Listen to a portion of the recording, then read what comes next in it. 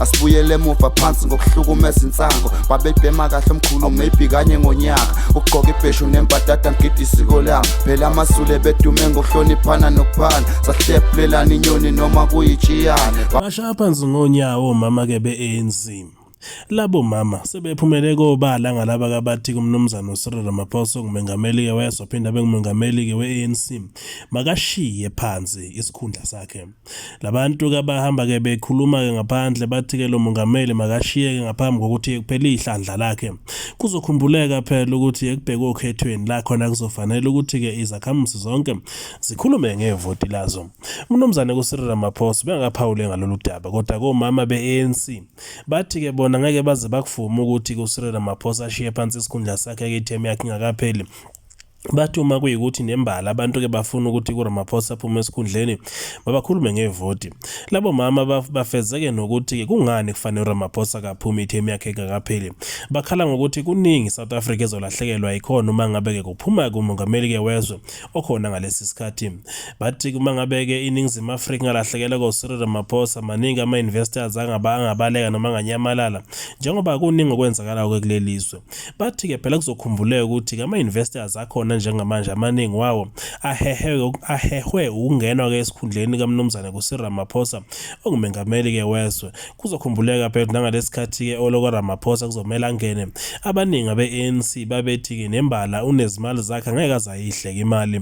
Kodwa ke futhi noma kunjalo ibona futhi abanye ke baba sebehlukene phakathi kodwa bamile kwelokuthi kasoze uRamaphosa kaphume esikhundleni. Yilabo kabesifazana abangomama abathi ke bona sebebone lukhulu futhi ke babonile ngoba kudala bekhona nabomongameli babekhona ngaphambilini kodwa ke lokho kwenziwe umnumzana kuRamaphosa bayaqala nqa futhi bayabona ukuthi ke iswe ke liya kude nalomnumzane. Bathi ke ngeke baze bavume nembala ukuthi kaphume. Buka ke omunye ke wabo labo mama ezikhulumela yena ethi akwazi ukuthi abantu bangakhipha kumnumzana uCyril Ramaphosa ithemu yakhe ingakapheli uthi makufaswe ke omama bonke eningizimu Afrika mabafase ifociya ngoba kuningi asebenzele khona bona njengomama kanjalo ke neswe lonke laseningizimu Afrika. Angivumi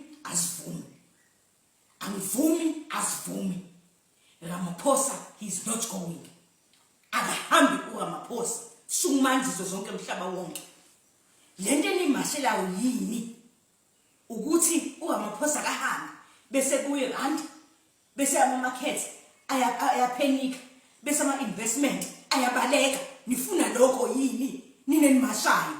Hayi zizo zonke emhlaba wonke bomama magumbama nomhlaba Eastern Cape eGauteng KwaZulu Natal asukume siyobabuza sibophela ifociye siyobabuza sithi manje uRamaphosa kahambe nithina sihlupheke na yini ngalindi uRamaphosa iphela ithemu yakhe aphume kahle. Kungani uRamaphosa esedushwa ngobani ubani nimthembayo lozokwazi ukusiqondisela izinto ngeke kwenzeke lokho. Kungako sokulungisiwe sokuphakathi nendawo engabe siyajabula ngakho kule minyaka ezayo ngesajabula ngenxa yenu kuze nifeze into zenu. Ipolitiki le akona ungasigcozi ngeke dlale nini. Fundani ukucabanga nisebenzisa ingqondo ngalimazi abantu kodwa nithi niyabasiza. Hayi angivumi ohlakaniphile nobhadlile engqondweni uzongizwa nakanye full stop ngqi akahamba uRamaphosa.